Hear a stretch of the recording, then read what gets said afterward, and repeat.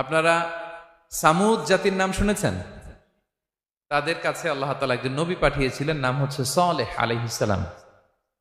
আল্লাহ নবী সালেহ আলাইহিস সালাম, তিনি তাদেরকে দাওয়াত দিলেন যে হে আমার জাতিগোষ্ঠীর লোকেরা, এক আল্লাহর ইবাদত করো। তারা অবাধ্য হলো। তিনি সত্যের পথে আহ্বান করলেন, তারা এই কথা শুনলো না।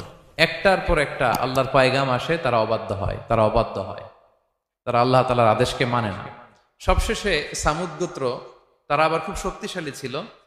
তারা পাহাড় কেটে আর্কিটেকচার করে ডিজাইন করে কিভাবে আবাসন তৈরি করতে হয় পাহাড়ি এলাকায়, মাউন্টেইন এলাকায় কিভাবে আবাসন তৈরি করতে হয় এটার ব্যাপারে এক্সপার্ট ছিল।